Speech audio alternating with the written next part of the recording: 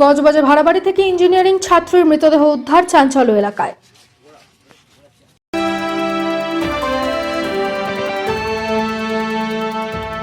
দক্ষিণ চব্বিশ পরগনার বজবজা 1 নম্বর ব্লকের নিশ্চিন্তপুরের ভাড়াবাড়ি থেকে উদ্ধার হলো এক ইঞ্জিনিয়ারিং ছাত্রীর মৃতদেহ।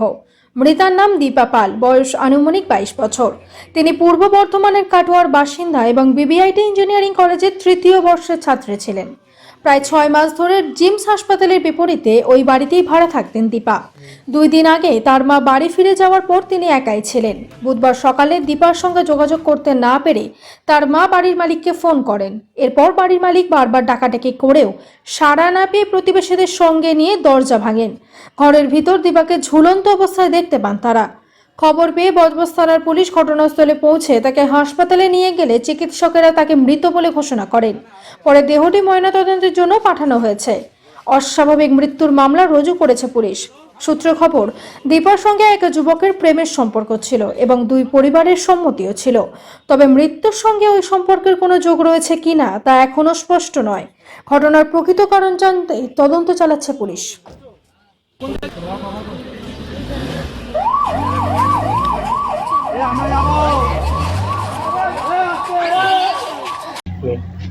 দিদি, ঘটনাটা ঠিক কি ঘটেছিল, মানে আপনারা কখন জানতে পারলেন?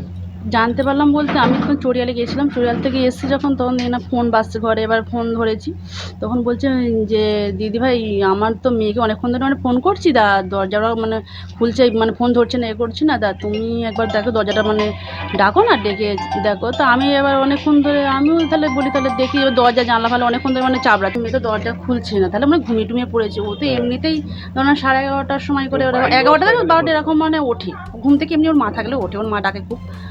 এবার তখন দেখছি যে উঠছে না, ওর মা বলে তাহলে একবার দরজা ফজা যেতেছিলাম, ভাঙো জানলা টানলা ভেঙে তাহলে দেখো, মানে আমার মেয়েকে বার করে যা খরচাপাতি হয় আমি দেবো।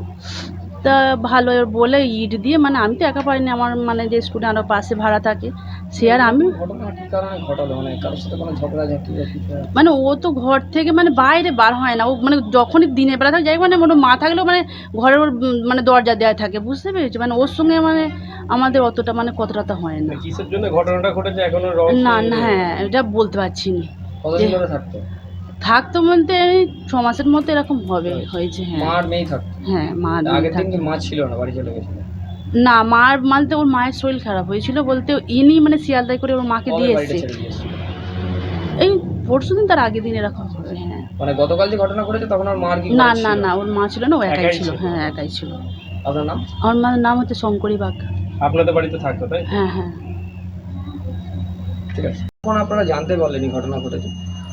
আমি ঘরে ঘুমাচ্ছিলাম, ঠিক আছে, শরীরটা খারাপ, তো শুনতে পেলাম যে কাকিমা দরজা ধাক্কাচ্ছে, অনেকক্ষণ দরজা ধাক্কাচ্ছে। তাই আমি বেরিয়ে এসেছি আওয়াজ শুনে আমরাও দরজা ধাক্কালাম।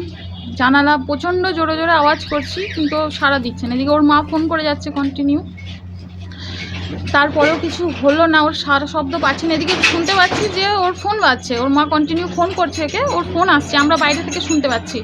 আধা ঘন্টার ওপর হয়ে গেছে, ওর কোনো সাড়া নেই। আমরা এত দরজা ধাক্কাচ্ছি, মানে আমাদের হাতে ব্যথা করছে, হাত লাল হয়ে গেছে। এদিকে ওর সাড়া পাওয়া যাচ্ছে না। ওর মা তারপর বললো যে জানালা দরজা যা ভাঙো, তোমরা ভেঙে দেখো, খরচা আমরা দেখবো। তারপর কাকিমার আমরা মিলে দরজাটা ইট দিয়ে দরজাটা ভাঙলাম, ভেঙে দেখছি এই অবস্থা।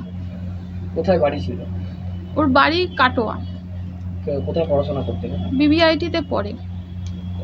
কোন বর্ষের ছাত্র আপনি জানেন? হ্যাঁ, ও ভাড়া থাকে, আমিও ভাড়া থাকি পাশের রুমে, ঠিক আছে। যদিও আমাদের শুধু ভাড়াটিয়া যতটুকু সেইটুকুই জানি, আর বেশি কিছু জানি না।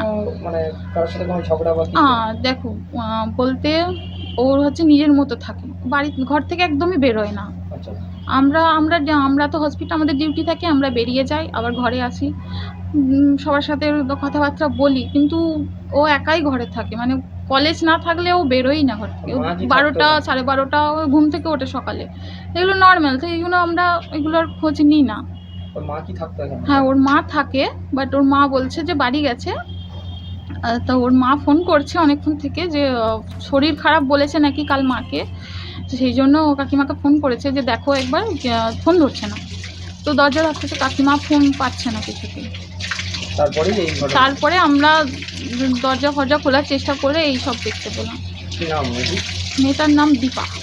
দীপা কি? দীপা পাল মনে হয়। বয়স কত হবে মোটামুটি একটা? মোটামুটি ওর মা যেরকম আমার বয়সী হবে, মানে ওই 23 হবে। এই জায়গাটা আপনার নাম আর এই জায়গাটার নাম? আমার নাম মনামি ঘোষ, জায়গার নাম বজ। ঘটনাটা কখন ঘটেছিল? আমরা দরজা খুলেছি নাগাদ, ঘটনা কখন ঘটেছে বলতে পারবো না, কি করেছে, ঠিক আছে। কখন বুঝতে পারলে? আমরা দরজা খুলেছি 11টা থেকে 11:30 নাগাদ, এর মাঝে আমরা দরজাটা খুলেছি। এক্সাক্ট টাইমটা বলতে পারবো না। বজবজ থেকে আরিফুল ইসলামের রিপোর্ট। আপনারা দেখছেন সংবাদ মুখোমুখি।